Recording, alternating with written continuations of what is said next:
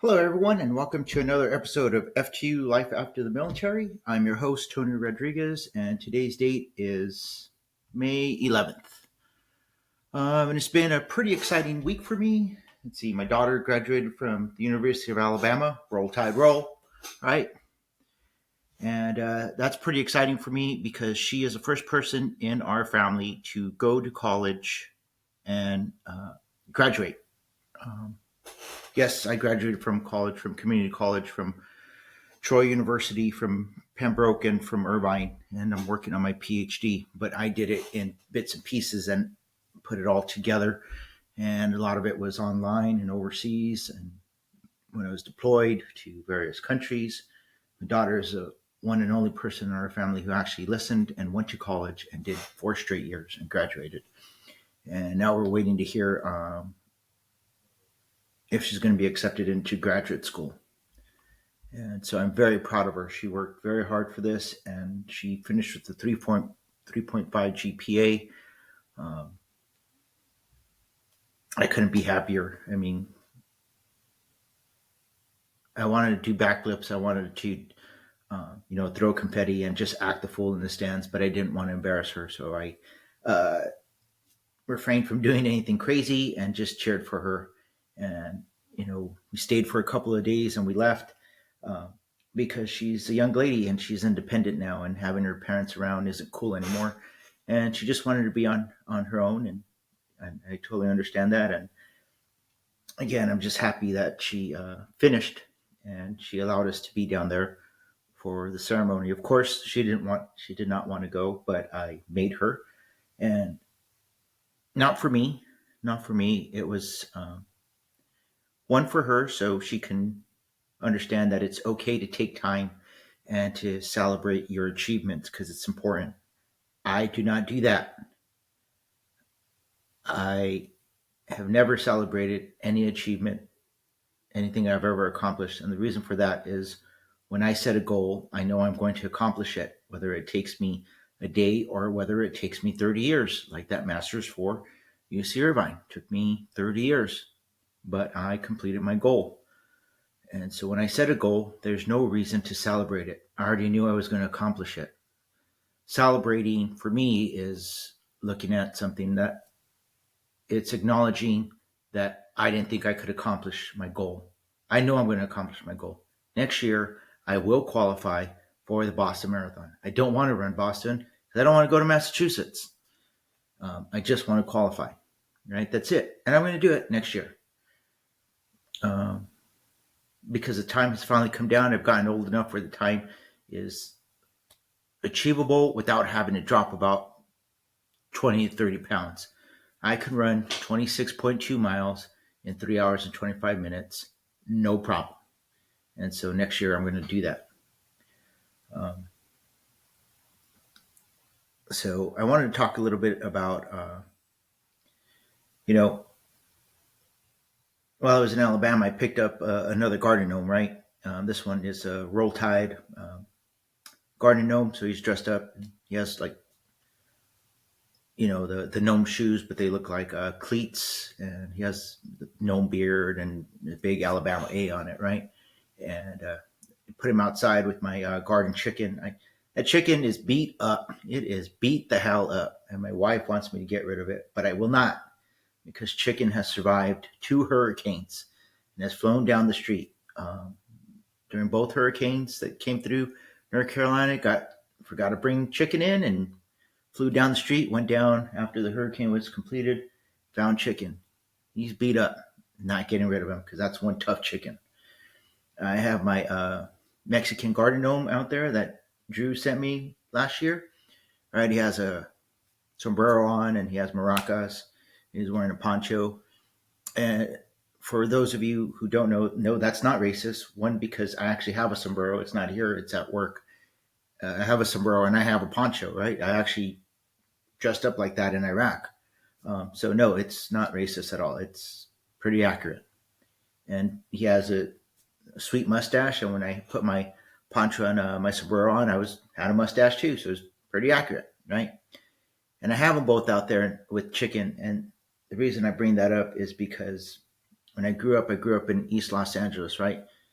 Uh, I'd say about 98%, 99% Latinos, right? And now I live in North Carolina. It's the South. And my daughter went to college in Alabama, which is the deep South, right? Um, my grandkids are growing up here in North Carolina. They're half Mexican. They will never understand what it's like to live in East Los Angeles. And that's a good thing. My daughter would never understand what it was like to grow up in East Los Angeles. That's a good thing. My parents raised us in East Los Angeles because that's what they could afford. That's the best they could do for us at the time. They provided us an opportunity. And when I completed high school, I was a moron. And in my family, if you completed high school, that was it. Like it was the equivalent of winning the lotto. Like you hit the jackpot, right? Um, so when I completed high school, I was waiting for like, well, where's my $1 million? Where's my Lambo and my mansion, right? No, that's not how it works. So I wasted my opportunity. Uh, Fortunately, in life, especially here in the United States, you don't just have one opportunity. You have as many opportunities as you want, right? I didn't realize that when I was younger, but now I do. And I'm glad. I'm glad I'm older. Not a little bit wiser. I just have acquired quite a bit of knowledge in my life. And so I moved out here to North Carolina because that's where the military sent me. And now I'm retired. I could have left, um, but I stayed because I wanted to be around my grandbabies. And so Fayetteville, Hope Mills area, nice. But I didn't want to be around the military. So I wanted to be somewhere in between Raleigh and Fort Liberty, right? So I moved to Fuquay because it's where I live. It's a new suburb that's being built. But around us, it's just farmland. So there's cows out there. And it's nice and quiet. That's what I like. Close enough that I can still drive to Raleigh within 20 minutes and go see stuff, and far enough away where I don't have to see a great deal of people, and it's far enough away from Fort Liberty that I don't hear that the Marine artillery in the summer. I don't hear C-130, C-17s, any Blackhawks. I don't hear any of that nonsense, and that's what I want. Just some peace and quiet, right? And I bring this up because, again, my dissertation is a comparative analysis of the United States, and I changed it from Colombia to the United Kingdom to the UK. The factors that lead veterans to join extremist groups. And in my research, I found listening to just speeches that are being given, speeches that are given by these extremist groups are not far off from what I hear from just veterans who are not in the groups, just what we're thinking, right? It's pretty close. So what I don't understand what makes somebody make that leap from defending their country to joining one of these groups, and that's okay. I haven't started my dissertation yet, so that's okay. I'm on that journey to find out. I wanted to blame things on the VA. Turns out, yeah, the VA's little responsible, but not completely responsible. So I'm going to see how this turns out. But when you retire, like, you're looking for something, right? Like, what is it? I don't know. I know that I'm a big dumb animal, and if I didn't have something in my life, that I might have fallen for one of these extremist groups if they try to recruit me. Fortunately, nobody ever tried to recruit me. Maybe I'm not up to par with what they're looking for. And the term extremist group does not mean a white nationalist group. It can just be, I don't know, maybe you think the country is going to crap, and you're gonna form your own extremist group and call you the American Freedom Fighters, right? And you're welcome, every ethnicity, every race, whatever, as long as you try to topple the government. I'm not saying that you are. I don't recommend that you do that. I'm saying extremist groups is a broad term. Please don't be offended. And if you are, well, I really don't care. Uh, but again, there's not a lot of difference. And from what I hear from just normal people, one of my coworkers, the things that he says just sounds straight out of a manual from an extremist group. But he is on solid ground. So what is it, right? I have another friend who has just gone off the deep end, and I haven't heard from him, and I'm concerned. Um, I don't think he's taking his meds, and he could possibly be a threat to society. I have another friend who likes to, I don't know, just talk about like crazy stuff. And I could see that they're slipping slowly, slowly going down that path of just maybe not, wouldn't be like an active fighter, like shooting people or blowing things up, but joining one of these groups. And I worry about that um, because once we retire, it's like we need to find something, and it shouldn't be looking for another extremist group. It shouldn't be looking for an extremist group to go fight a made up enemy. It shouldn't be like we should be concerned with starting a business, finding a job, spending time with our family, playing golf, riding motorcycles, vacationing, not becoming obese, enjoying life, and just living it. Like our time's over. I continue to hear veterans talking about that they want to, if you could join the reserves or if you could go back in, but you could keep your retirement pay and your disability, would you do it? Well, no, of course not. I retired for a reason. That's the dumbest thing I've ever heard in my life. And for anybody to bring that up, they're just a complete and total moron. You have nothing going on in your life, and you need to find something. Something. See those guitars back there? I don't play very well, but I play guitars a little bit, 5, 10, 15, 20 minutes a day to give me something to do. I run, see that anime? That's Majin Vegeta up there. I like to watch Dragon Ball Z cartoons. Van Gogh, yeah. I just like to check out art. By the way, if you have an opportunity, go online, check out Venus Wong Art. That's Venus Wong, Wong Art. She's an artist out of Maryland. Some great paintings. I'm going to buy one of her paintings. Not going to put it up in here. I'm going to put it up in the nook upstairs. She helped me out. She agreed to for my interview for the book chapter that I'm participating in with the rest of my cohort. So I greatly appreciate that. And if you have an opportunity, check out her art. And if you like something, go ahead and buy it. All right. Now back to the topic, right? You need to find something, whatever that is, right? You see that pink big piggy bank right there? That's for my granddaughter, right? It's right there because that's hers. And yeah, it looks ridiculous, but I like buying things for her. And that's another thing that I do. It takes up my time is just buying things for her. You can't see my running medals, but you can see that little plaque up there.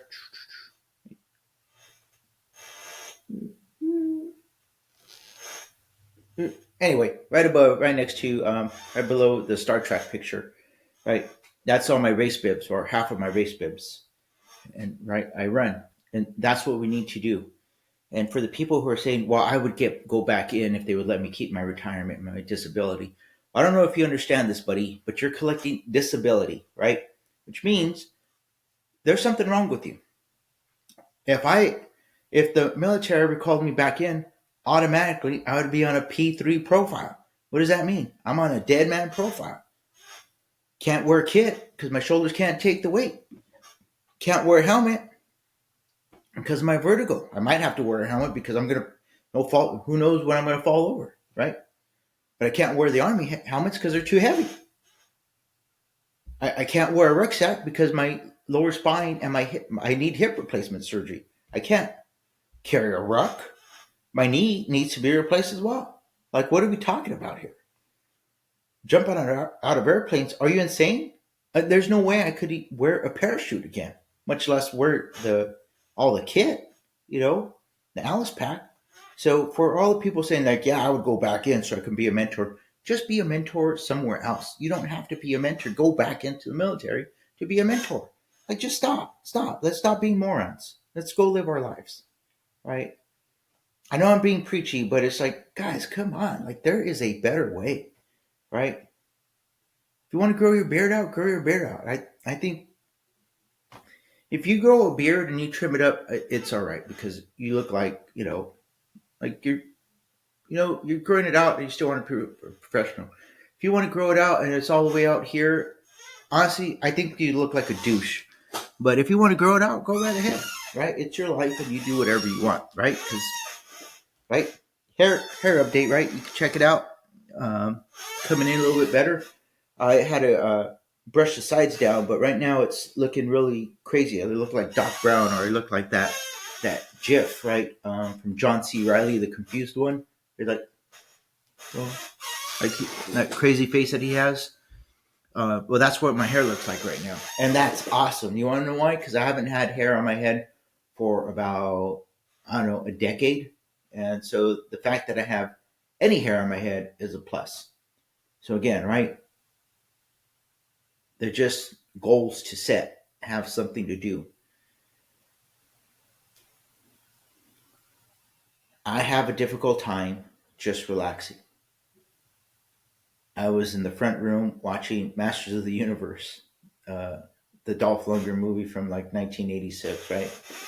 And yeah, I know everybody's gonna say, "What are you talking about? Like, why would you watch that?" I like watching that movie. I think it's awesome. I like Masters of the Universe. I like Corvette Summer, and I like Megaforce. If you haven't checked out those movies, go check them out. They're awesome. Make sure you have nothing else to do, right? But it's a great time watching those movies. But yeah, just sitting down, like my anxiety hits me, right? And I have this like sense of doom, right? Like I should be doing something. Like my hands don't stop shaking, my legs don't stop shaking. But oh, that's just my life now. That's just my life. That's as relaxed as I can be. And so if I get up every 10 minutes, then I get up every 10 minutes. It doesn't matter. If I get up, do a lap around the house, and then go back and lie down on the couch. Yeah, sitting down hurts. So I lie down on the couch. Um, and that's okay, right? Have something to do, right? Go play golf. I can't swing the clubs all that much anymore, but I do what I can. So yeah, just find what you want to do. I brought up moving from East LA over to the South, right? Because my parents provided me an opportunity to live a better life and be happy. East LA was the best they could do for me. I would never go back to live in East LA because it's not a safe neighborhood. It's not. The quality of life is less. The quality of life I have now is better. The quality of life that my children will have will be better than the quality of life that I had. And that's how it's supposed to be.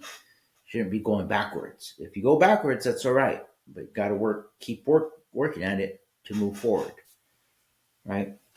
So I've been a little preachy and want to keep these episodes short when it's just me. Um, but there's a couple of shout outs that I want to give. Again, Venus Wong, thank you for being on my or helping with that interview so I could add to my portion of the book chapter. Also, I have a colleague, Barbara Steger, Steger. If she's going overseas to do uh, I forgot where. I think it's Ghana, somewhere in Africa. Anyway, she's going over there to participate in a symposium, and it's pretty expensive, right? The flight um, to Africa is expensive. So what she's doing is she's doing some sort of raffle, right? If you go onto LinkedIn and you just search Barbara Steger, she has like this lake house, and you could potentially like win the beach house, not to own, but like to have it for like a weekend, right? So you could go down to, I think it's in Georgia, and you could stay there over the weekend. I don't have all the details, but if you're interested, go in. Again, just check out Barbara Steger on LinkedIn, and she has all the details on her page. Okay. Also, I don't know who. I have picked up quite a few listeners in the United States, and then throughout the world, right? So everybody in the United States, thank you very much. People in Iowa and Michigan, thank you very much for listening. I never thought I would have anybody outside of me and my family listen to the podcast, so I appreciate it greatly. Now, I noticed a couple of times I've had a few downloads from Russia. I like to think that Vlad Putin is listening to my podcast, and that's what I tell myself. I know that's probably not the case, but I like to just say that I mean, Vlad Putin tunes into my podcast. Um, Again, probably not the case, but that's propaganda I'm putting out there. And I don't know who in Cote d'Ivoire, Ivory Coast, for those non-French speakers out there, is listening. But thank you very much, UK and Brazil. Muito obrigado, meu amigo. Right, my Portuguese is rough, my French is rougher, and I think my English might actually be the worst because I speak a combination of East LA Spanglish. So so for whoever's listening, and of course the people in the UK, thank you very much for listening. I also want to make sure if you have an opportunity to listen to a podcast other than mine, then the Power Presence Academy by Janet Jolie Lowly is a good podcast to listen to, and of course the Property and Wealth podcast by Foxtrot Capital. That's run by Enrique. Give it a check out. Check it out and see if you're interested in investing in commercial property. You never know. There might be something that you might want to go that route instead of getting a traditional job like I did. All right. So for everybody out there, just remember, if you're leaving the military, yes, it can be scary. But you know what's scarier is staying in the military any longer than you actually have to be. Because for however scary it is transitioning out, it's awesome because I work 8 to 4. My hair, I look like Bozo the Clown. If I want to put on 50 pounds of just pure fat, I can. If I can just live my life however I want. All right. There's no more PT tests. There's no more stupid throwing a stupid ball over my head for no goddamn reason. Still have no idea what the hell that was for. There's no more competing against each other. Well, my MLS is this or my MLS is that. There's no more of that nonsense. It's just living your life. So if you're on the fence of whether you should stay in or stay out, weigh the options and you decide. I'm just saying it's a lot better on this side. Okay. If you need help with your resumes, you can contact me at Antonio Rodriguez 98 at gmail.com. You can find me on LinkedIn at Antonio Rodriguez or at my podcast page, FTU, Life After the Military, and I will help you out with your resume. There's nothing magical about resumes. Nothing. You have to tailor it for each job. It's a pain in the ass. Yes. It's time consuming. Yes. But it's all right. It'll be okay. All right. I found a job. You can find a job. So again, identify what makes you, you have a talent. Identify what it is. Identify what makes you special. Maximize it to its fullest potential. And I know you'll be successful. So until next time, zot, zot, zot, and roll tide.